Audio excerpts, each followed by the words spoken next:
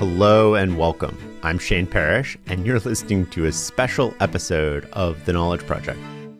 This episode is special because it's about my new book that came out today called Clear Thinking: Turning Ordinary Moments into Extraordinary Outcomes.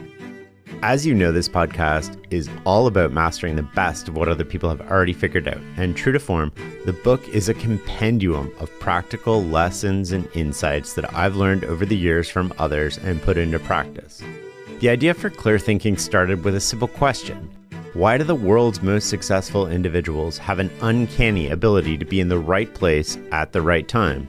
It turns out that it's not luck, it's positioning.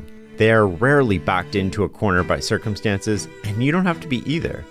One of the key insights is that you don't need to be smarter than others to outperform them if you can outposition them. Anyone looks like a genius when they're in a good position, and even the smartest person looks like an idiot when they're in a bad one. The most effective way to enhance your decision-making is by starting from a position of strength. With a proven framework and practical strategies, Clear Thinking is your roadmap to navigating any situation with poise and intelligence. Today, I'm going to share 5 insights from the book that I think you'll enjoy. It's time to listen and learn.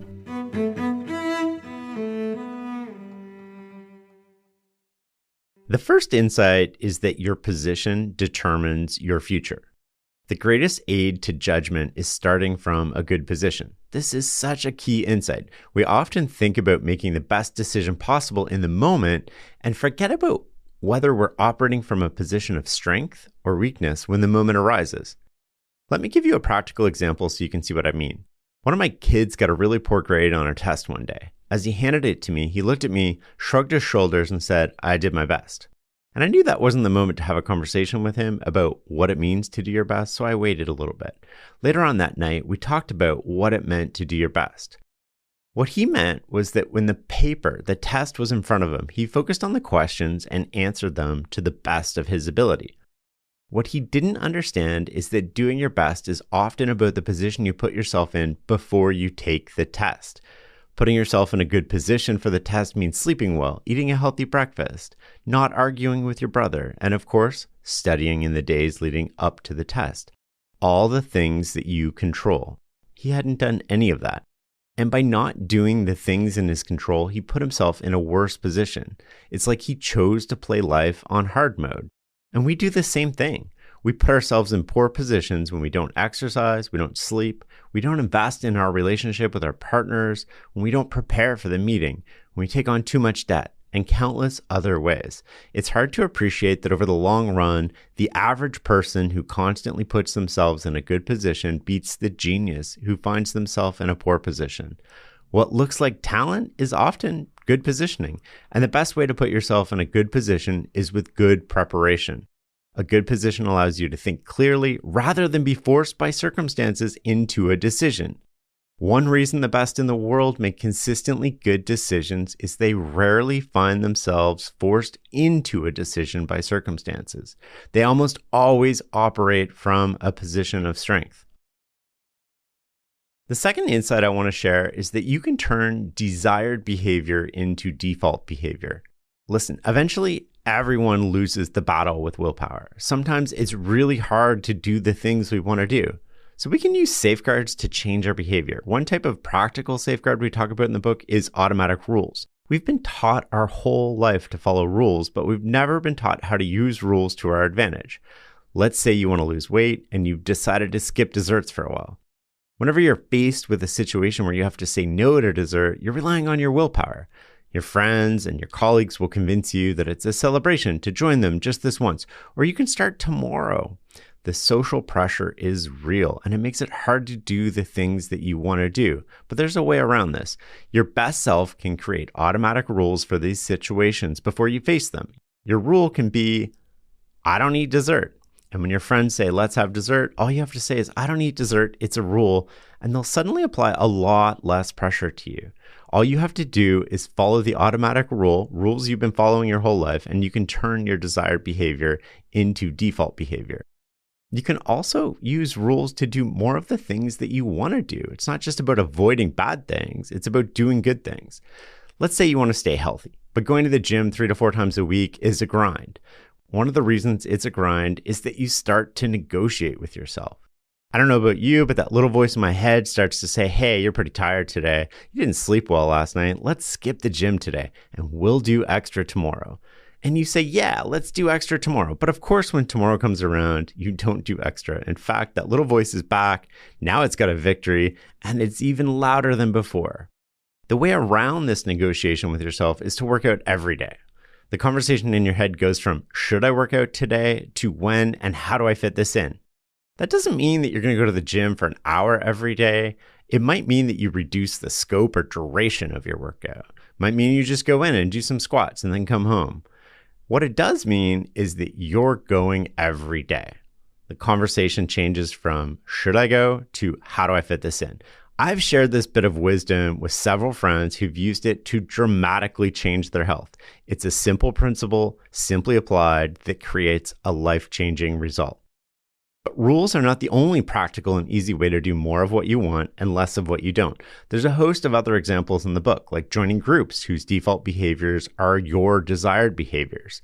If you want to read more, join a book club. If you want to run more, join a running club. Your chosen environment, rather than your willpower alone, will help nudge you towards the best choices. The third insight that I want to share is that if you do what everyone else does, you will get the same results everyone else gets.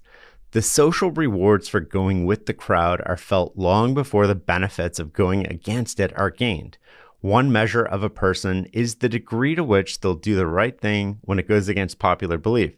However, it's easy to overestimate our willingness to diverge from the crowd and underestimate our biological instinct to fit in. Fear holds us back from taking risks and reaching our potential. No one grows up saying, I want to do the same thing everyone else does. And yet, there's comfort to surrounding yourself with people who agree with you or are doing the same thing that you're doing. While there is sometimes embedded wisdom in the crowd, mistaking the comfort of the collective for evidence that what you're doing will lead to better results is nothing more than a convenient lie. The only way to outperform if you're doing undifferentiated work is to work harder than everyone else. Imagine a team of ditch diggers working with their hands. A slight variation in the amount of soil moved per hour is barely perceptible. Your work is indistinguishable from the person next to you. The only way to move more dirt is to dig for longer. Within this paradigm, the ditch digger who takes a week off to experiment and invent the shovel seems crazy. Not only do they look like a fool for taking a risk, but their cumulative production falls behind for every day they're not digging. So only when the shovel comes along do others see its advantages. Success requires shamelessness. So too does failure. Doing something different means you might underperform, but it also means you might change the game entirely. The key is to create positive deviation. The fourth insight is outcome over ego. Our desire to feel right overpowers our desire to be right. The ego urges us to feel right at the expense of being right. Few things feel better than being right, so much so that we will unconsciously rearrange the world so that we are right and somebody else is wrong. A great example of this happened just the other day with a friend of mine. Over coffee, he shared an idea that he had at work to solve a problem. Now, the problem and the details of that aren't really important. What's important is the idea would have worked. It would have solved the problem. Another thing to note is that it was his idea. The complicating factor here is that it wasn't the best idea, and he was having a hard time letting that go.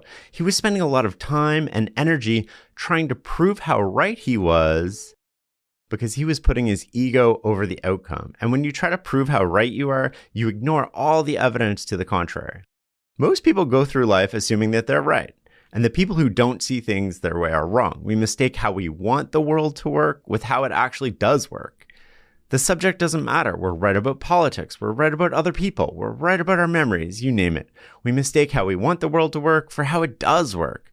Of course, we can't be right about everything all the time.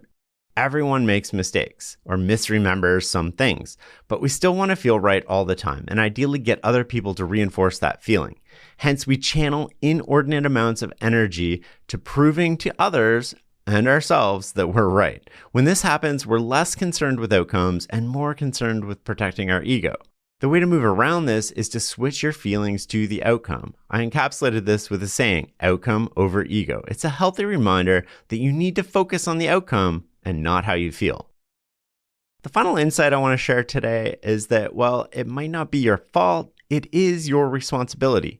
Self-accountability means taking responsibility for your abilities, your inabilities, and your actions. If you can't do that, you might never move forward.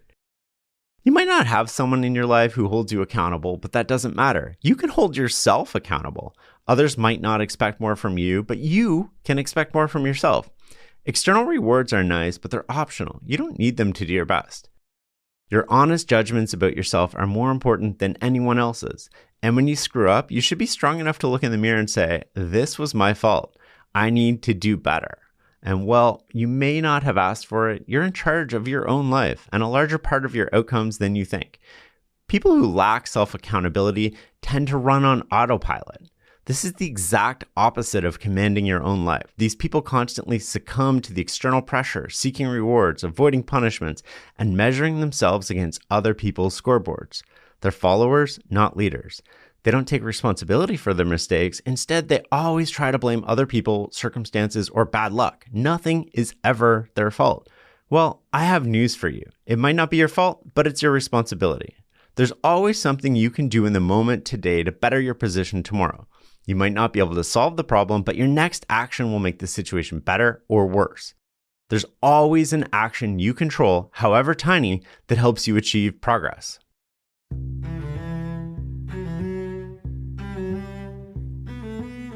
Those are the 5 insights I wanted to share with you today. The book is full of hundreds of other practical, timeless insights. Clear thinking will reshape the way you think and give you the tools and strategies to achieve lasting success. I appreciate you listening to this. I appreciate all your support over the years. If you want to help me, you can go order the book. I think it'll help you too. You can find a link in the show notes or learn more about the book at fs.blog/clear. Thank you so much for listening. Until next time, thanks for listening and learning with us. For a complete list of episodes, show notes, transcripts, and more, go to fs.blog/podcast or just Google The Knowledge Project. Until next time.